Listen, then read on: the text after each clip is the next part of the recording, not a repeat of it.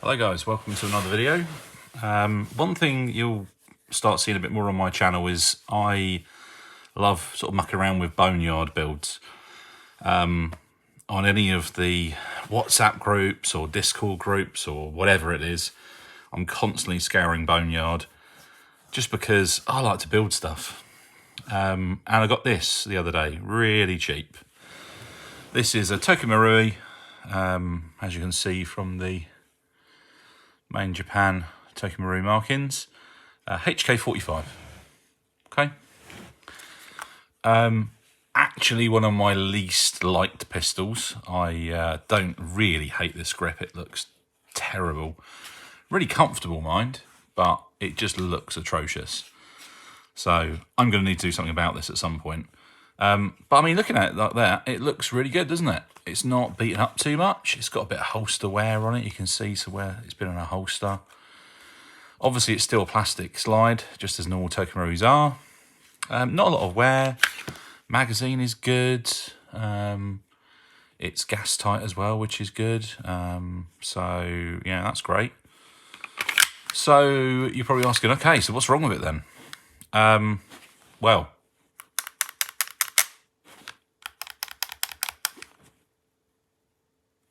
the trigger bar's knackered, which apparently is really common on these. I had no idea before I came into this that was such a big deal on these, because I thought, well, worst case scenario, I'll just have to get a new one. You trying to get one. Ever as out of stock, because obviously it's such a big problem. These are always failing. So at the moment, yeah, it's a bit of a paperweight. So I'm now in this kind of position where, you know, I could sell it, but who's going to buy it? Because you can't get the bits for it unless you've got one already that's already broken with a different different failure point, and then you can reuse the trigger bar. But it's no good to anybody, basically. So I've already had it apart. I didn't film that. However, because I actually thought initially I've had a similar problem with a 92 Beretta. And it was actually, the trigger bar was still fine, but it was the spring that pushes the trigger bar up. Basically wasn't making contact, or it was bent. I just had to bend it back and it was perfect. So I thought it would be that, but apparently not. So here is the remains of the trigger bar. And if you've had one of these before, you're probably aware this is a significant issue that they do suffer with.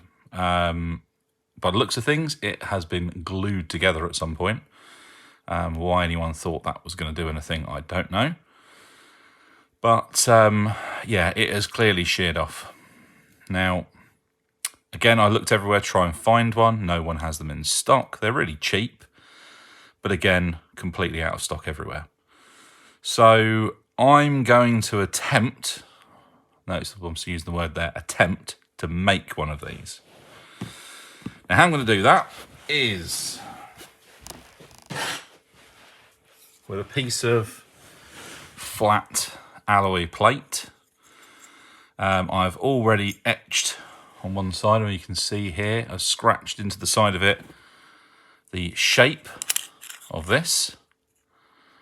I've already measured it. It is perfect width. And as it's aluminium, it's going to be quite easy to work with. The problem is going to be creating this part. Now, obviously, if someone out there has had a go at this before and says to me, don't be so stupid, don't do it because it won't work, please get in touch, because I'm going to give it a go anyway. So I'm keen to hear if anyone's had a go at this before. But the plan is, what I'm going to do is I'm going to create this part from this piece of aluminium. I can then drill and tap a hole in this end and then put a small threaded piece in there to recreate that, and something same for this little nub that sticks out.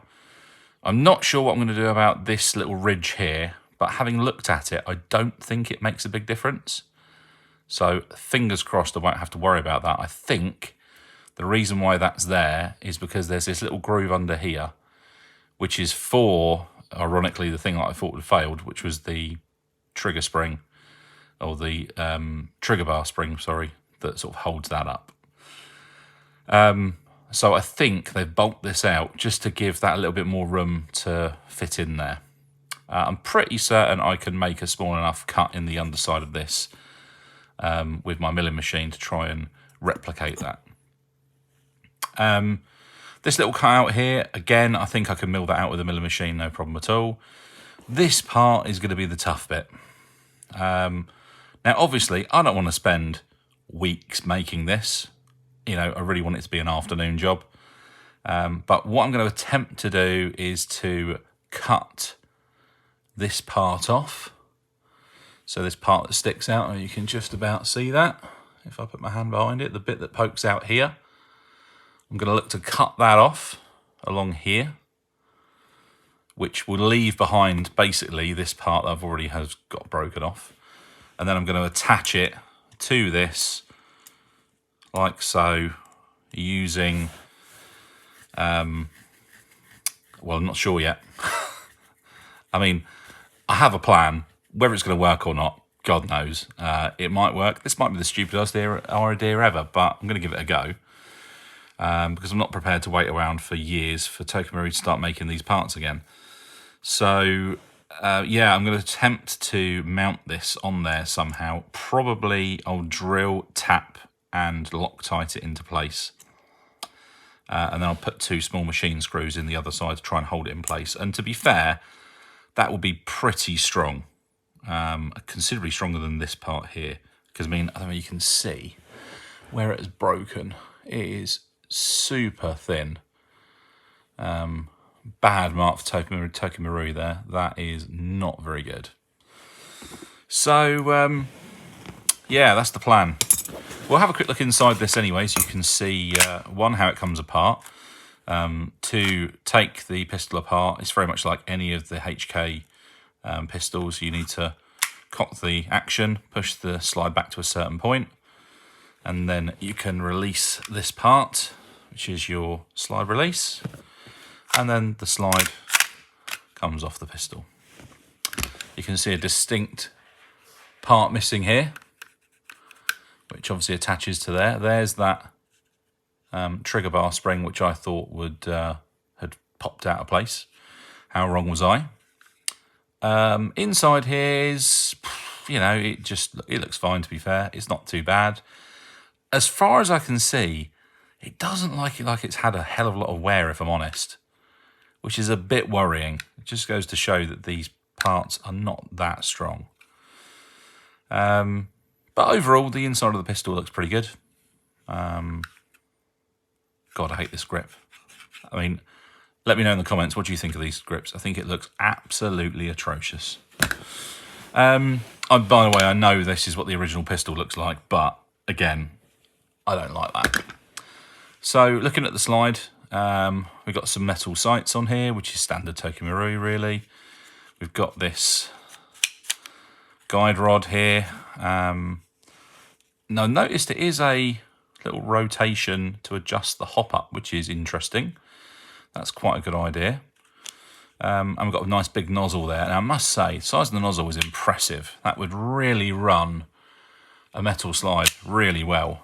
However, as with me, I've already looked these things up, and metal slides are, again, quite hard to come by with this thing.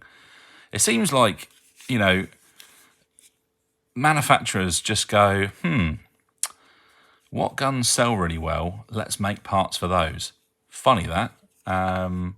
So, you know, clearly this is not a big seller because there's not a lot of aftermarket support for it.